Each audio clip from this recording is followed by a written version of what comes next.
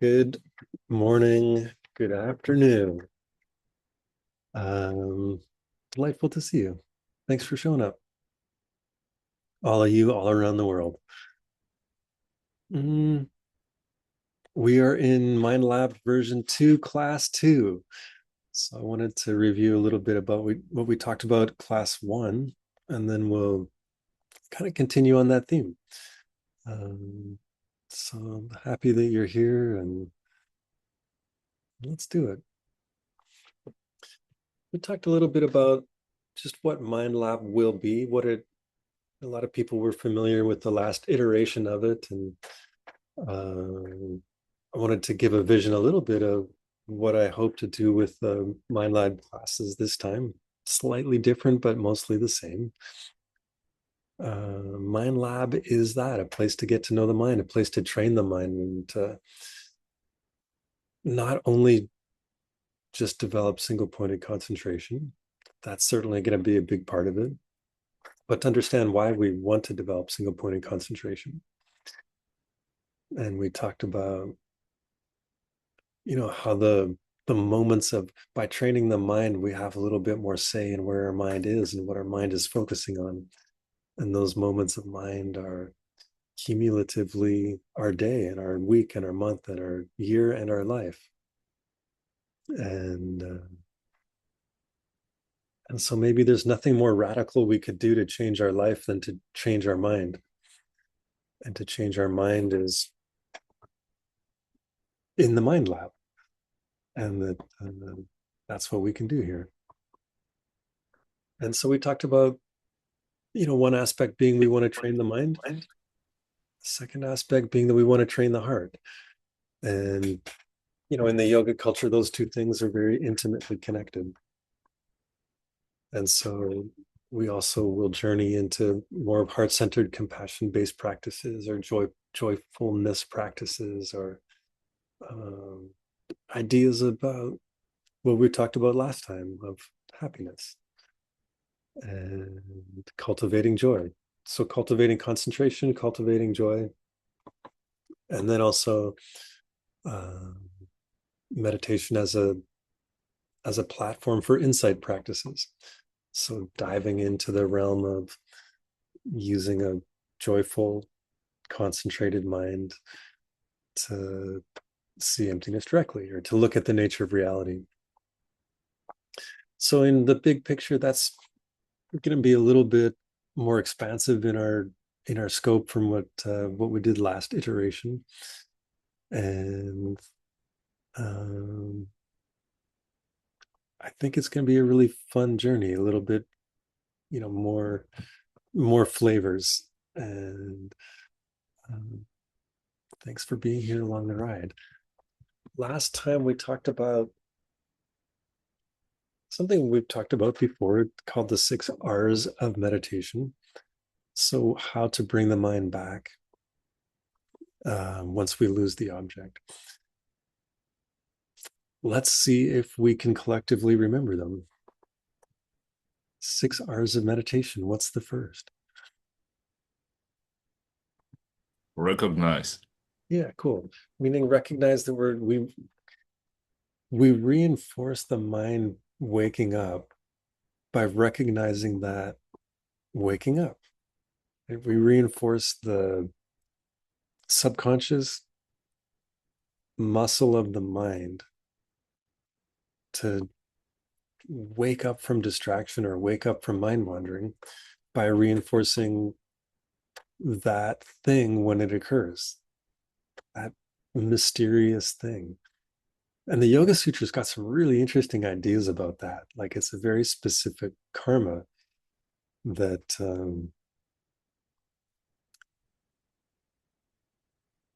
suppresses distracting thoughts, and another different karma that I think wakes us up. I'll have to go back and double check, but it's interesting to think of like that being a karma. Like, how would we plant that karma to wake us up out of distraction? And practically, it's just like rejoicing. Oh my God, I'm awake. I'm aware. I'm right here. the qualities of the vivid, especially that first moment of waking up, like the vividness, trying to catch for me, most distraction is it's generally anxiety or stress related. I'm worrying about the past or the future, the to-do list or something like that. And so to realize how being present in the present, not being lost in thought, how quickly we can relieve a lot of anxiety or stress just by stopping the chatter of the mind. How much of that chatter is subtly or overtly stress inducing or anxiety, associated with anxiety. And I don't mean it doesn't have to be debilitating levels, but just even slight levels. And then, oh yeah, now I'm present in the present and I can notice the beauty of the world around me. Second step, after we recognize,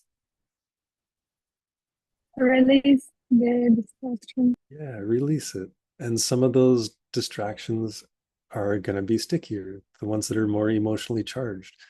And I think one of the things that John Yates taught me that I really resonated with was he's like, look at when we start a meditation session, look at the first few distractions that come up, because they're probably the ones that are going to come up over and over and over again. They're the most, again, like these emotional, strongest ones, or uh, heated, and so to catch those first few, okay, World Cup Sunday, okay, that's the thing that's going to come up over and over again. And just really making a very conscious effort. Like, I am not using my meditation to think about the World Cup.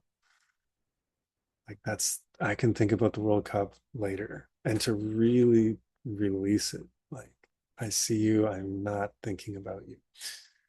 Now, we can't do that with a very subtle or quick distraction.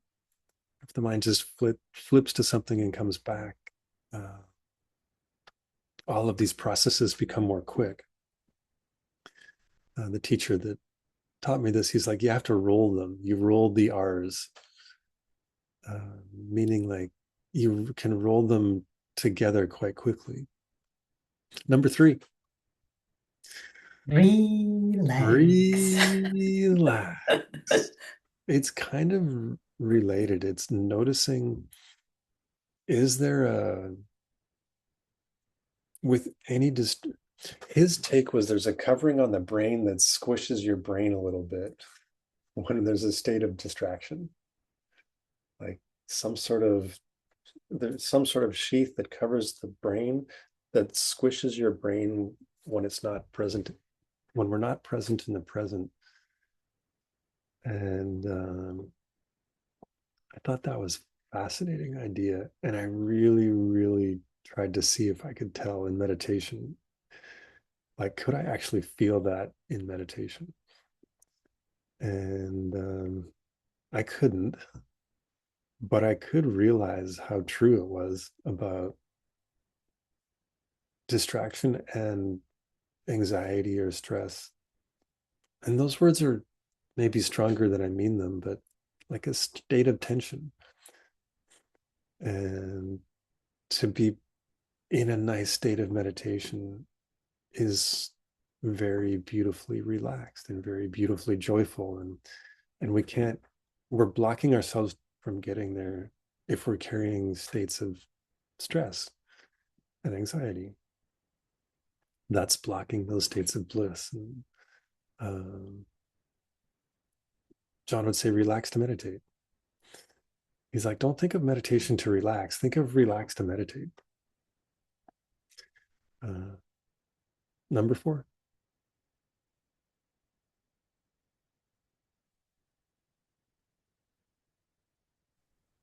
Rejoice. Cool. Yeah. Uh, it's feeling good about that. It's like a simple, yeah, re-smile. Good. Nice. That's what that's technically in the, what was his name? Bhante Vimla Ramsey. That's what he said. Re-smile. Inner smile, outer smile. Something that's reinforcing that feels good. It's like, and it's, you can see where they kind of get all tied in to the relaxation smile. Return to the object. Number 5, clearly come back to the object, land on that object, reset a motivation. To keep the mind on that object and then repeat. And that's the program. So that's what we talked about last class. And then we talked about this idea of recognizing those glimmers in the day and using that as a meditation object to train the mind to catch on to the beautiful things in the world and to catch on to the beauty that's around us and to train the mind in joy and in happiness. And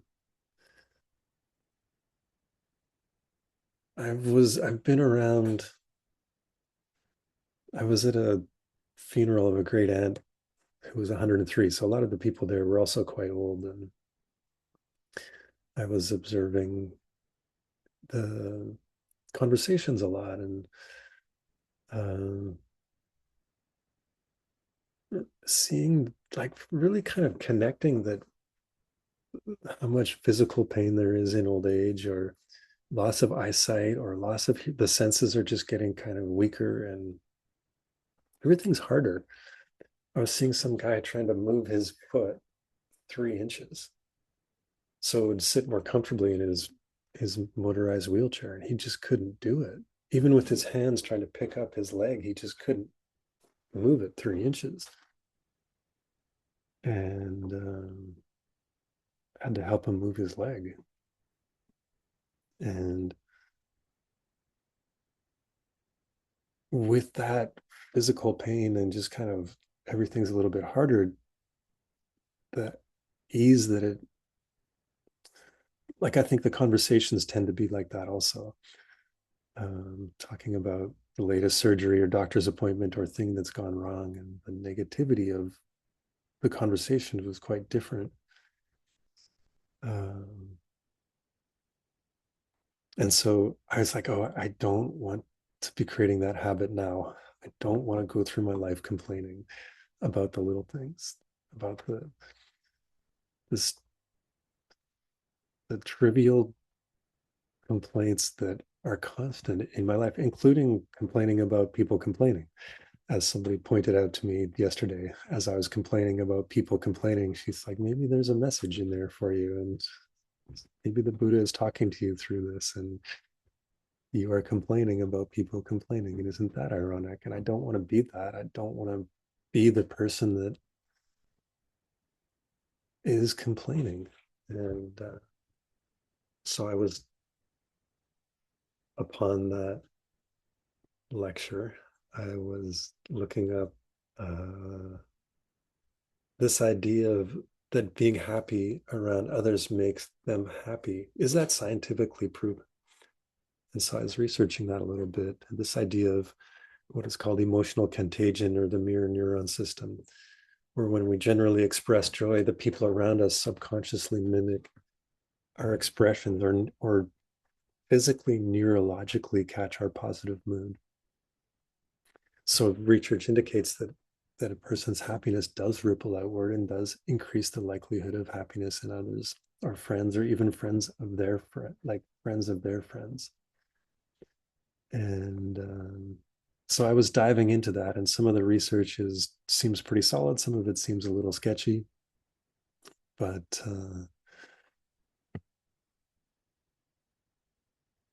not only can we train our mind in our own joy and train our mind in our own efforts at happiness, but there's a ripple effect on that on other people. And so I threw out this idea of making a happiness calendar. And I wanted to share, with permission, Nicole's, because she did it and it's so awesome.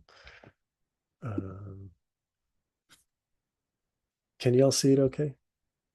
Can you all see everything else or just the calendar? Just the calendar. Okay, great. And it's just that it's like really small ways to plan out what's my plan for finding more joy, for finding more happiness as an active, because just the idea of developing compassion without having a plan or a training program, it's not enough. We have to go to the gym to train the muscles. We have to go to the compassion gym to train compassion. We have to create a harvesting joy calendar to actually do it. And some of the simple things like take a joy walk was this idea of creating awe and finding awe in our life that I was talking a little bit about. And they're just simple things that I thought were very beautiful. And she shared that in the WhatsApp group in the resources. And that's exactly what I'm hoping that WhatsApp group resources can be used for, to share resources and cool things like that. So thank you for doing that and sharing it. And it starts tomorrow, I think. 15th. No, it started yesterday. Today, harvest 10 moments of joy. So if you haven't made a happiness calendar, I'm waiting to get home to make mine with Sarah. If you haven't made one, you can steal Nicole's 10 harvest 10 moments of joy today. And that was the meditation that I wanted to lead. So a lot of us have studied it and know it, but let's do the meditation.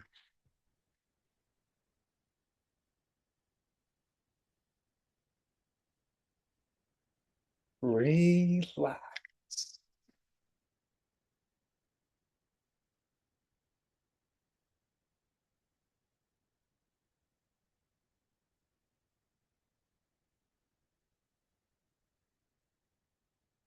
Emma, I saw your note. I'll definitely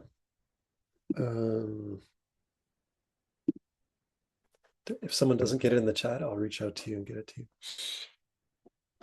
Relax and invigorate the mind. So it should be both. Thank you, Nicole.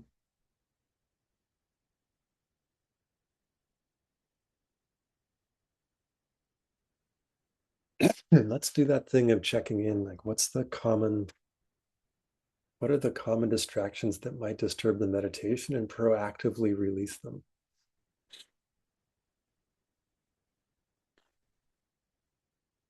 Work meeting or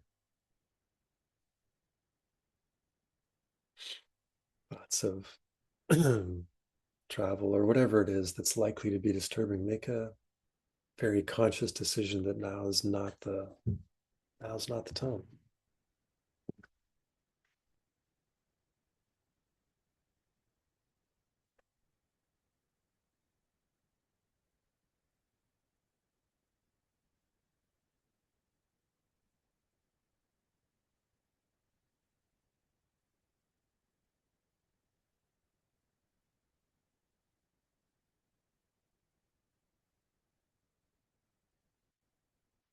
Connect with your body, connect with your surroundings, connect with being present in the present.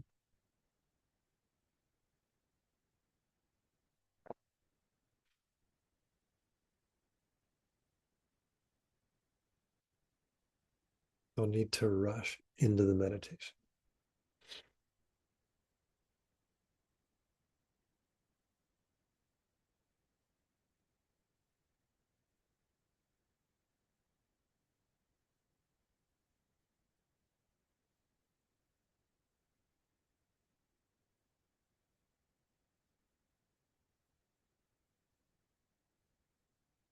And then connect with the sensation of breath somewhere around the tip of the nose.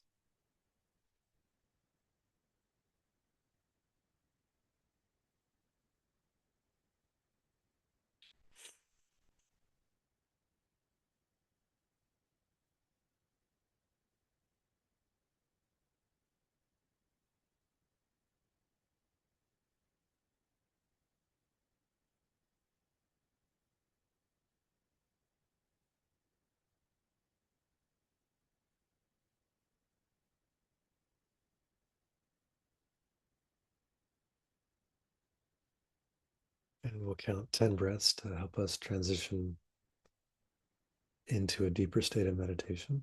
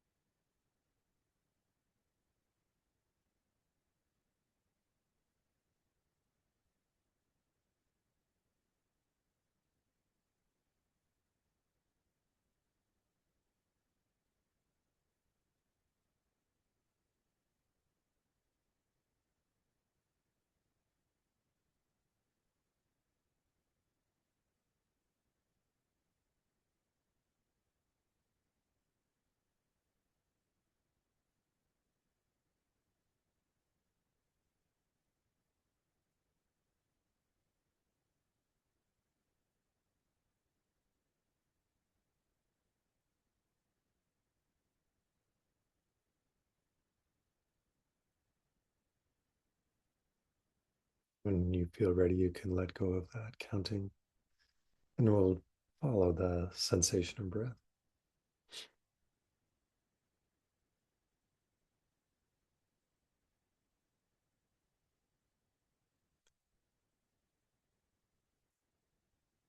Catching the beginning and end of the exhale, the end of the exhale, the pause, and then the beginning and end of the inhale and the pause. And as the mind stabilizes, can start to fill in those gaps.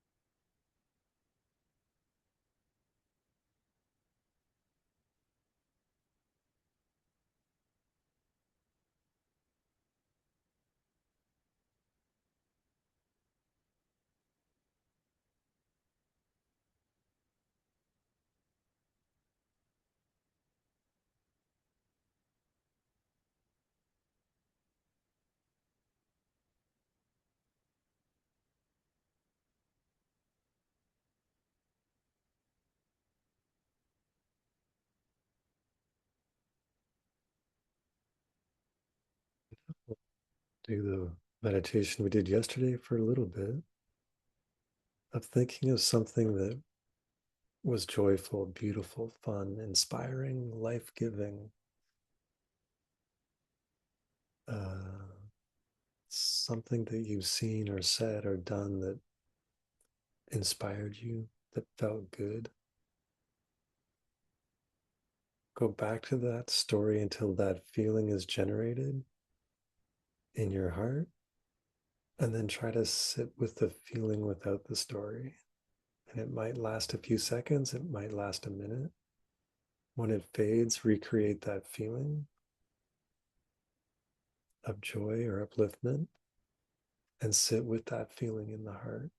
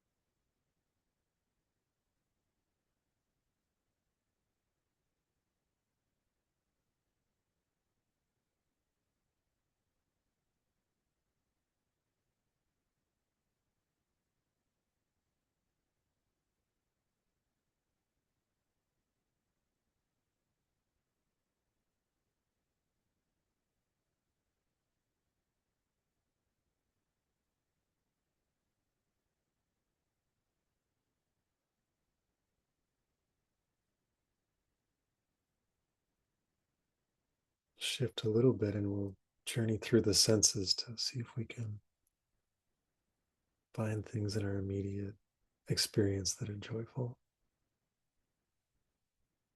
So we'll start with the experience of hearing.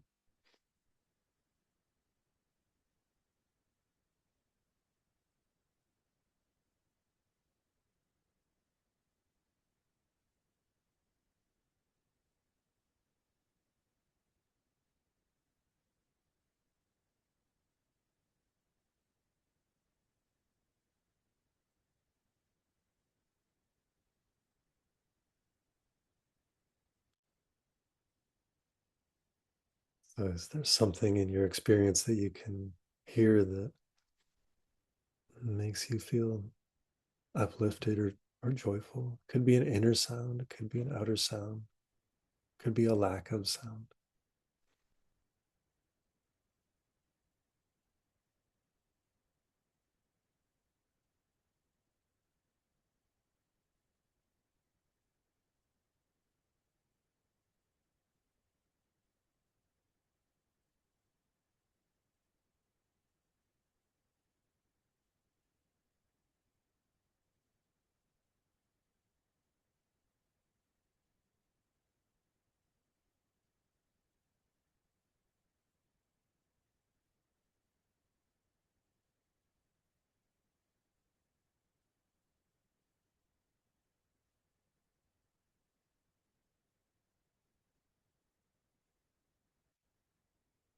From hearing to smell. Could be fresh air, it could be a flower. Sometimes for me, just the sensation of the breath. Not quite a smell, but as I try to smell something. There's something joyful in your experience, like related to that.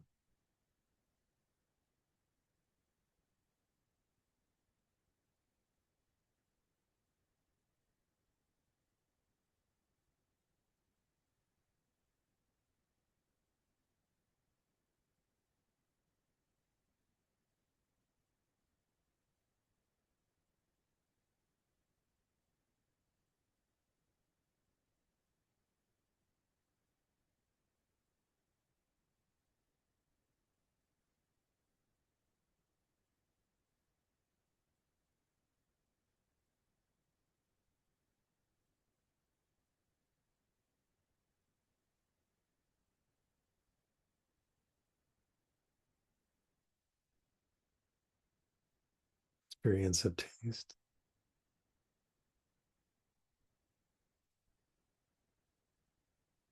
Meditation, this is hard for me, but even trying it spills over into my day, I think, and it helps to remind me to, when I am eating something, to slow down a little bit and to really savor or identify the flavors or enjoy mm, the experience. So try.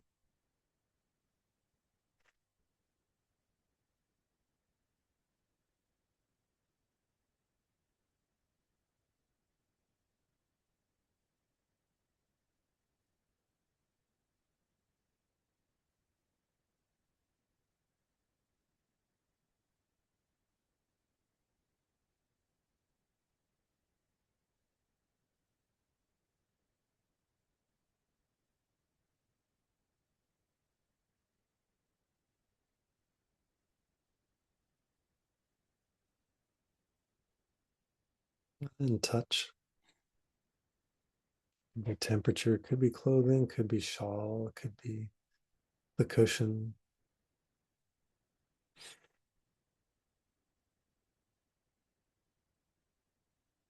The warmth of your hands on your knees or hands on your hand.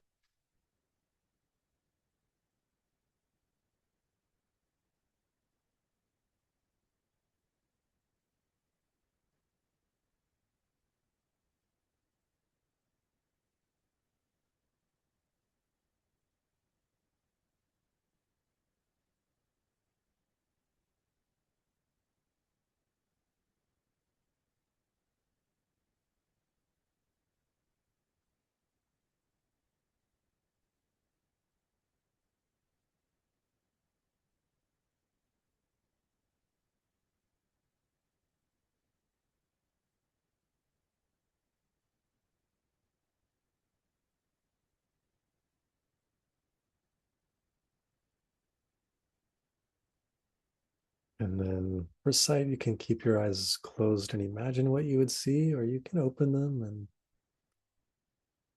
staying in the meditation, see what's beautiful in your immediate surrounding.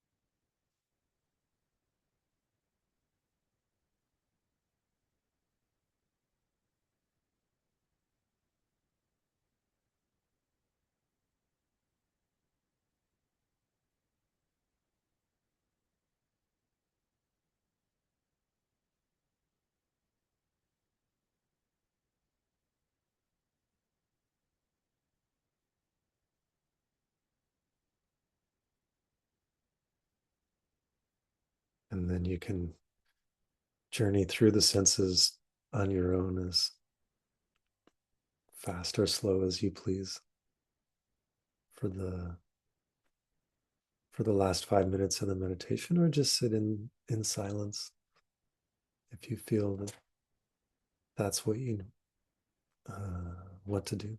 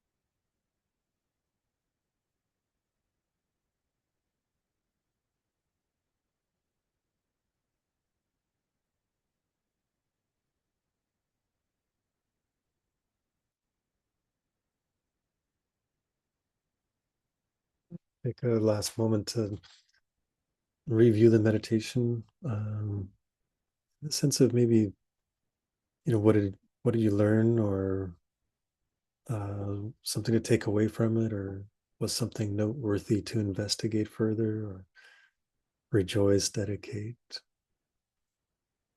And as you're ready, can come back to the space.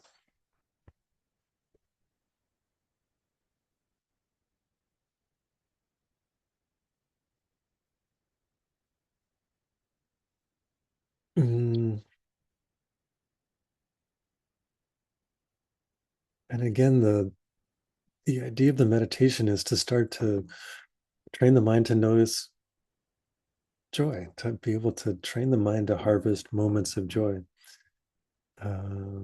which ties into creating a calendar, of incorporating that into a practice of, okay, here's my plan today to develop compassion, or to develop love, or to harvest joy, and to make it an actual practice.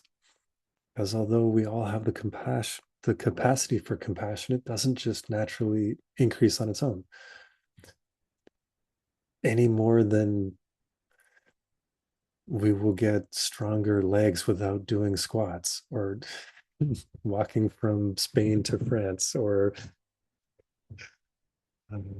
like we have to train the muscle. And that's the MindLab idea. So, and and not just to, I don't know, it's pretty radical. Like what could be more impactful on our own life than to train the mind to be happier? And then from what we were talking about today, maybe that's a radical way to help other people feel those same states of joy and those same states of happiness through their physical neurological body mirroring our states of mind. So instead of being the one complaining about people complaining, we can be the one that's bringing positivity and joy to the situation, and having a profound impact on the person next to us and the person next to them. How'd it go? Anything new stand out? That's not a new practice for most, or if not all of us.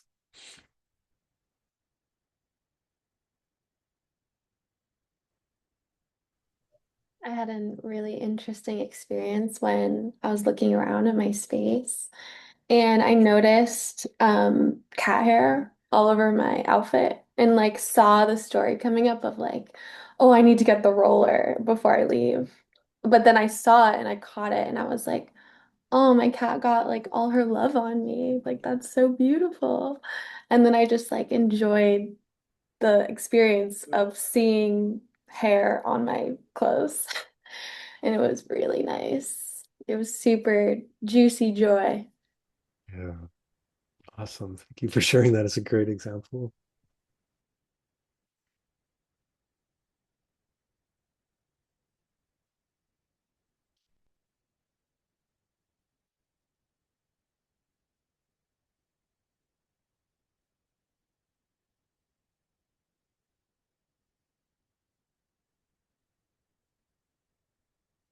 Well, Nicole, that note, I made one for you all. Is that a blank calendar?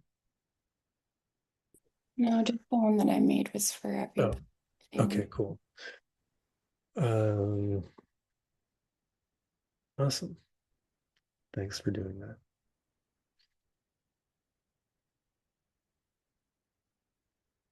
Any other reflections, shares, thoughts, comments, complaints, critiques, concerns, criticisms, compliments?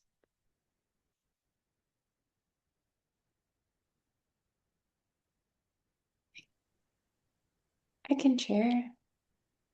I thought there was such a cool connection between the two ideas of the tension and the harvesting joy. Like noticing if even a little thought starts to come in, how there is that immediate tension. And I feel like it becomes so much easier to be like, do I really want to do that? Or is it way more enjoyable to harvest joy Like it just feels way better. And so to just keep making that connection of like, no, this is actually much more enjoyable, and I would way rather be training my mind in this. Thank you for teaching.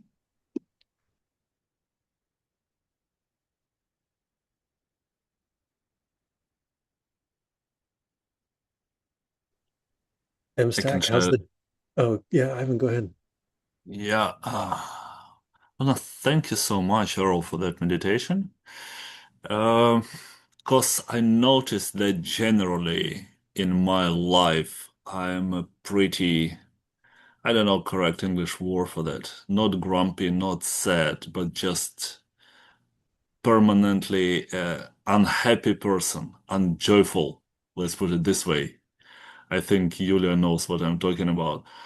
And that's uh, uh, that meditation helps me to understand that actually it's so much stuff in our life where we can find a joy, and it's just a matter of noticing that. So yeah, whole this week pretty much it been noticing, being grateful and joyful, grateful and joyful, grateful and joyful. So that's a, I would say, a big rise for me for my state. So thank you so much, Earl. Yeah, if you are naturally unjoyful, you hide it well. No, but again, maybe I was, how would you say that? You know, I was able to find more things to complain about rather than to be joyful about. Let's put it this way. Yeah, So, and that's shifting, like I don't know, a lot of stuff on the food, on the work, on health, on my practice, on a lot of subjects, and that's shifting big time. I can see that, I can feel that yeah, so yeah, that's much. awesome. And that's the practice, right? I What mean, do a you, big part of it also to recognize it, it's always been there, but you was not thinking about some things in a way that you can be really joyful of having that or doing something and so on. Yeah, thanks. cool. And I did read what you shared, Ivan, and it was very beautiful. Thank you for sharing. Cool. Thanks, friends. MStack, where are you? I'm on an island and see. It sounded like you said you're on an island. I am. Oh my I'm on an God. island in a tent. My mom is here. Yeah. Hi, Mom. Hi. Well, I'm so happy that you're doing that and getting to spend time with your Mm. mom. That's awesome. Give your mom a high five for me. Okay, friends, have a beautiful rest of the day. If you haven't made your happiness calendar, highly recommend. If you haven't, we can steal Nicole's 10 moments of harvesting joy today. This was definitely one of them for me. So beautiful to get to spend time with you all. And it's such a beautiful way to start my day. So thank you. And really look forward to when we get to cross paths again. If not sooner, be back Tuesday morning. Awesome. Take care. Thank you, Master. We love you. Thank you.